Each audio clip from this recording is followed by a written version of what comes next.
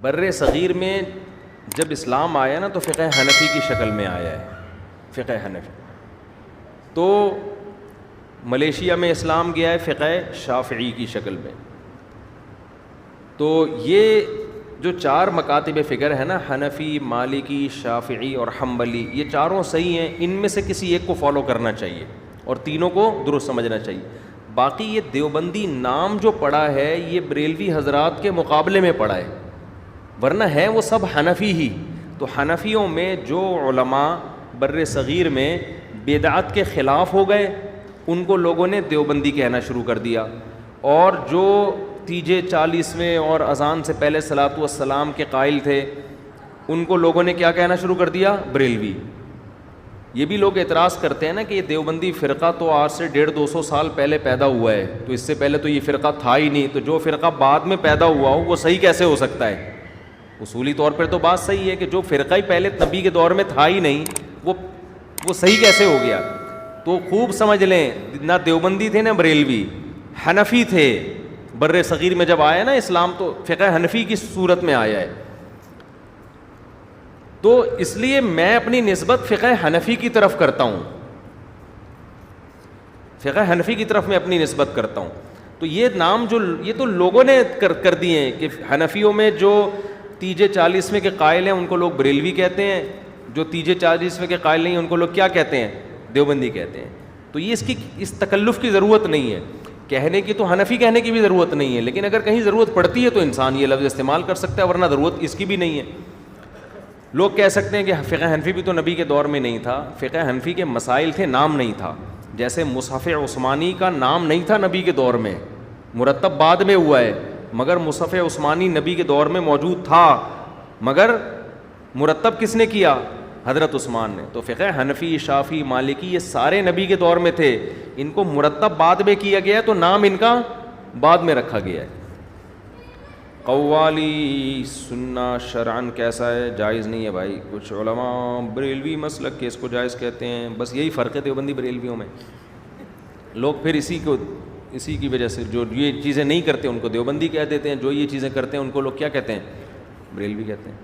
تو کیونکہ اس کی کوئی حد نہیں ہے. ہمارے جو بریلوی حضرات ہیں انہوں نے کہا کہ بھئی اذان سے پہلے صلاۃ والسلام، انہوں نے کہا اس کے ناجائز ہونے کی کیا دلیل ہے؟ تو اس طرح سے دین میں جب ایڈیشن شروع ہوئی ہے تو میں لوگوں سے سوال پوچھتا ہوں کہ اذان ختم ہوتی ہے لا الہ الا اللہ پہ، اگر آپ محمد الرسول اللہ بھی ساتھ میں لگاتے ہیں تو کیا جا رہا ہے؟ اس کے ناجائز ہونے کی کوئی دلیل ہے؟ کوئی حدیث میں ممانعت نہیں ہے. اور کلمہ بھی بڑا اچھا ہے کہ محمد الرسول اللہ صلی اللہ علیہ وسلم، محمد اللہ کے رسول ہیں، کتنا اچھا کلام ہے. لیکن بھائی جو نبی سے جتنا ثابت ہے، اللہ اکبر پہ اذان شروع ہو رہی ہے، لا الہ الا اللہ پہ ختم. تو اس میں آپ کے لیے آسانی ہے. اگر آپ نے اپنی طرف سے ایڈیشن شروع کر دی تو بریکیں کیا ہو جاتی ہیں؟ فیل. تبھی آپ ربیع الاول میں دیکھیں ہر سال بدعتوں میں کمی کے بجائے اضافہ ہوتا چلا جا رہا ہے، کیونکہ جب آپ اصول سے ہٹ گئے نا تو پھر بے لگام ہو گئے. بعض جگہوں پہ تو عید کی نماز شروع ہو گئی، بعض جگہوں پہ کیک کاٹا جا رہا ہے. تو اب خود بریلوی جو سنجیدہ علماء ہیں وہ بھی پریشان ہے کہ یہ جا کدھر کو رہے ہیں، یہ تو ہمارا اینڈ کیا ہوگا؟ تو بھائی یہ اینڈ اس کا فطری اینڈ نتیجہ ہے، یہ ایسا ہی ہونا تھا، اور اگلے سال اس سے بھی زیادہ ہوگا، اور اگلے سال پھر اس سے بھی زیادہ. تو یہ پہلے آپ دیکھیں دیوبندی بریلویوں میں فاصلے کم تھے، پہلے فاصلے کم تھے، اب یہ فاصلے کیا ہوتے جا رہے ہیں؟ کیونکہ خانے وال تک اکٹھے آئے تھے، خانے وال تک انجن چینج ہو گیا، سرگودا والی گاڑی ادھر نکل گئی، لاہور والی ادھر نکل گئی. اب جیسے جیسے سرگودا والی گاڑی سرگودا جائے گی، لاہور والی ٹرین لاہور، تو فاصلے کیا ہوتے چلے جائیں گے؟ بڑھتے. تو وہ تو پھر بھی سرگودا جا کے رک جاتی ہے، یہ تو رک ہی نہیں رہے. تو پہلے تو یہ دیوبندی بریلوی ہندوستان میں ایک سب فقہ حنفی کو فالو کرتے تھے، ان کے اکابر ہمارے اکابر، ہمارے اکابر ان کے اکابر. تو اب کیا ہوا ہے کہ پھر جب جناب احمد رضا خان بریلوی صاحب نے کچھ چیزیں کہا کہ یہ ہونی چاہیے، تو جو ان کے فالوورز تھے انہوں نے وہ کرنا شروع کر دی. ہوتے ہوتے پھر وہ اگلے اسٹیپ میں زیادہ ہو گئی. آپ آج سے 50 سال پہلے کے بریلوی حضرات کو دیکھیں اور آج کے دیکھیں، بہت فرق نظر آئے گا آپ کو. وہ کچھ نہیں تھا جو اب ہو رہا ہے.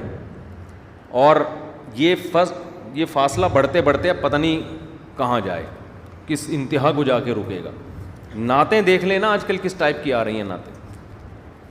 اچھا بھائی مفتی صاحب اصلاحی تعلق کس سے قائم کریں, کسی بزرگ کا نام بتا دیں. کراچی میں بہت سارے بزرگ ہیں میرے بھائی, کراچی میں ہی اگر پوچھنا ہے تو جامعۃ الرشید میں میرے شیخ و مرشد ہیں حضرت مفتی عبدالرحیم صاحب, لیکن وہ لفٹ نہیں کراتے آج کل, ان کے پاس ٹائم کم ہے.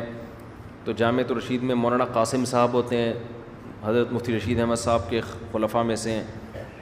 وہ اتنے نیک ہیں کہ وہ آپ افورڈ نہیں کر پائیں گے ان کو. ان کے لیے پہلے سے آدمی تھوڑا سا نیک ہو تو وہ چل جائے گا ان کے ساتھ, ٹھیک ہے نا. تو اور جو ہے حضرت حکیم اختر صاحب رحمہ اللہ تعالیٰ کا بڑا زبردست سلسلہ ہے. ان کے بیٹے ہیں مولانا مظہر صاحب, اور ان کے بہت سارے خلفاء ہیں. مولانا فیروز, حضرت فیروز میمن صاحب بھی ہیں, یہاں ہمارے پڑوس میں ہوتے ہیں. بھائی حافظ احمد صاحب ہیں. تو بہت سارے بزرگ ہیں مارکیٹ میں, کسی سے بھی بیعت ہو جائیں جا کے. حضرت مفتی طارق مسعود صاحب نہیں ہیں ٹھیک.